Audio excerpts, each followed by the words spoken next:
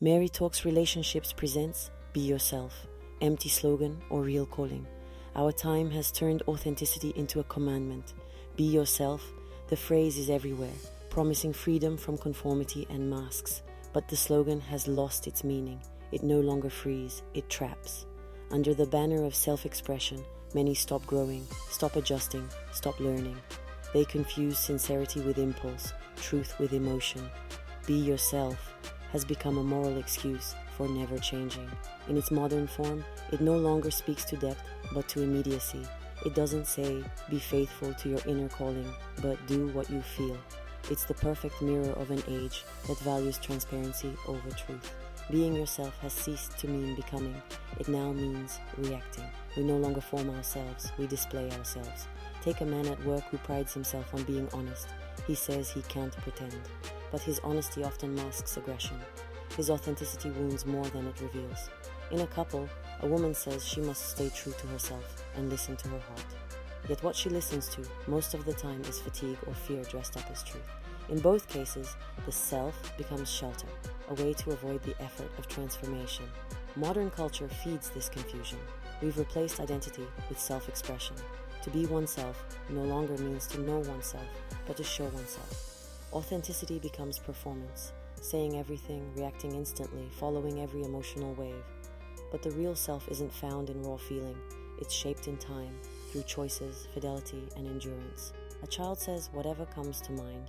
An adult who does the same isn't free, just unfinished. This confusion thrives because it sells. Be yourself fuels entire industries of self-branding, lifestyle, fashion, activism, spirituality. Everyone wants to express their uniqueness and ends up looking like everyone else. Authenticity becomes aesthetic. We express individuality using the same poses, the same words, the same outreach. The person believes they're escaping judgment while perfectly conforming to it. At its core, be yourself is a response to fear. Fear of rejection, shame, failure. It promises instant validation. You're fine as you are, comforting but paralyzing. Because no one is complete at 20 or 40 or ever. Identity isn't a discovery, it's a task. To be oneself means to face one's contradictions, not to excuse them. It's a work of truth, not of affirmation. You can see it in education. Teenagers are told, do what feels right for you. But how could they know before trying, failing, starting over? Freedom without formation isn't freedom, it's abandonment. The call to be yourself without guidance condemns them to endless searching, confusing every impulse with destiny. The modern version of authenticity replaces moral truth with psychological sincerity. We no longer ask, am I faithful to what's right? But, am I faithful to how I feel? And sincerity cut off from truth becomes dangerous. It justifies anything, even cowardice. To be oneself isn't to follow every feeling, it's to hold a direction. It means choosing what you want to embody, not what you happen to experience. The man who confuses authenticity with impulse will end up betraying himself, defending his freedom while destroying its foundations: fidelity, promise, responsibility. Be yourself becomes an elegant escape from reality. Everything is allowed, nothing is built. The real self isn't ready-made. It emerges through love, service, endurance. It isn't declared, it's revealed. But our impatient world prefers declaration to formation. Be yourself is easier than become real. It comforts for a moment but empties life of purpose. The caricature of be yourself is a self without horizon. Sincere, loud but shallow. It speaks much, builds little. And in repeating, I must stay true to myself, we forget that the self isn't something to preserve, but something to offer. Be yourself only makes sense if we know which self we're talking about. The human being isn't a finished object waiting to be revealed. He's a project, a promise. Identity isn't found, it's forged, somewhere between what we are and what we become. Finding one's true self then isn't about introspection, it's about inner labor. Real self-discovery isn't pleasant, it requires an honesty that hurts, looking at who we truly are, without excuse or disguise. Many confuse self-knowledge with self-kindness, but to know oneself is also to face the contradictions, the compromises, the shadows we prefer to hide. It means admitting that the person we present isn't always the person we are, and that authenticity begins not when we reveal ourselves, but when we drop the mask. Take an example. A man prides himself on being straightforward. He says what he thinks, unfiltered. But is often a way of avoiding doubt. His truth isn't courage, it's impatience. That small moment of self-questioning, painful but clear, marks the beginning of growth. Because becoming oneself always starts with losing a bit of what we thought we were. Finding one's true self means passing through silence, those stretches of life where the applause fades and no one tells us who we are anymore. A woman who has always seen herself as strong breaks down one night and discovers she can't carry everything.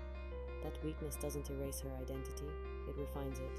She's no less herself for falling, she's more herself for having learned her measure.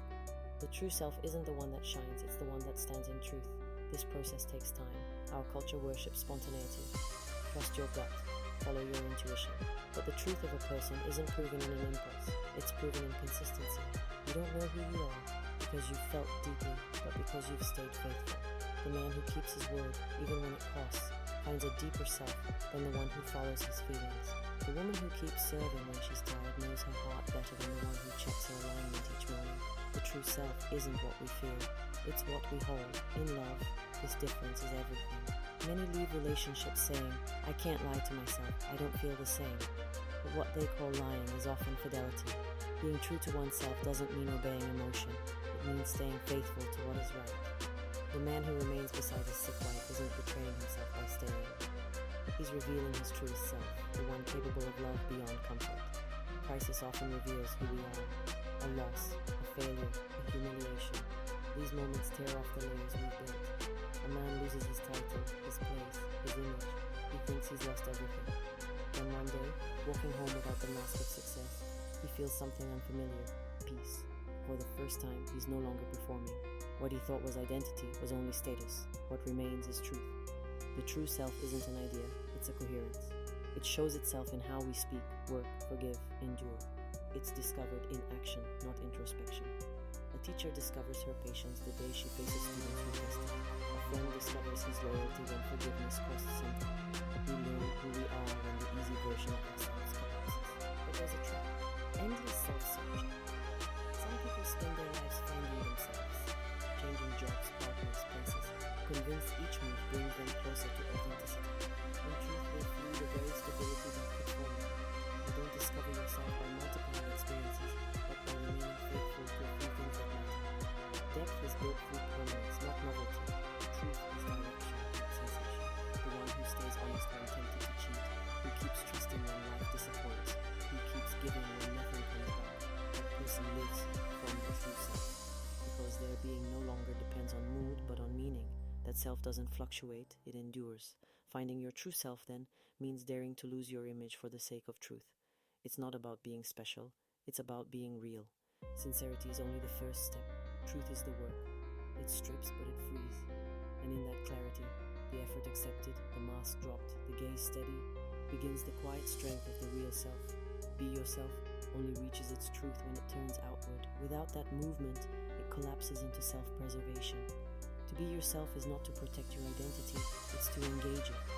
The real self proves itself not in analysis, but in the way it connects, lifts, and transforms.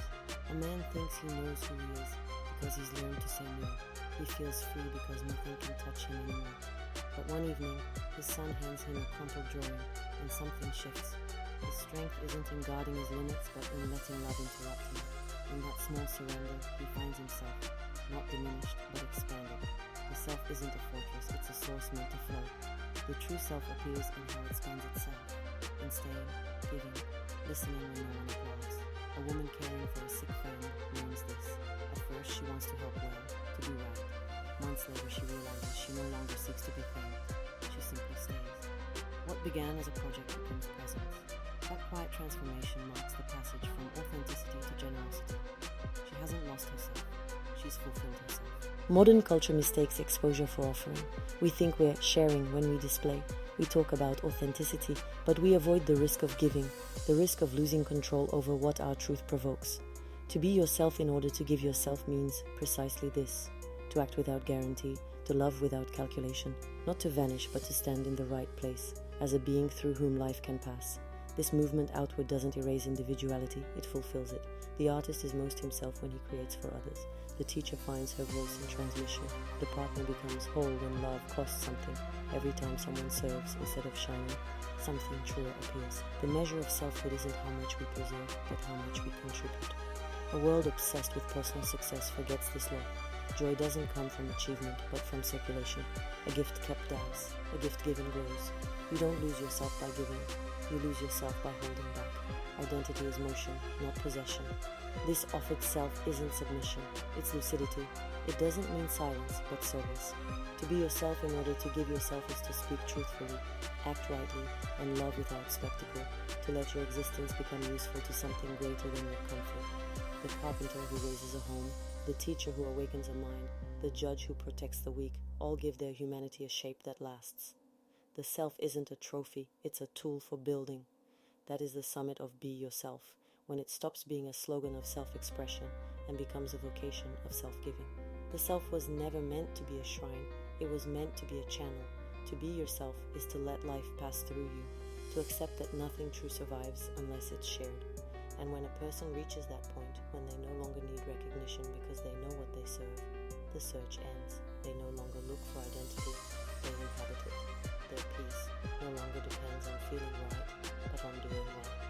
In that moment, Be Yourself finds its real meaning, not self-possession, but self-donation, the self as a bridge through which love can endure. Nothing is impossible for those who choose to love.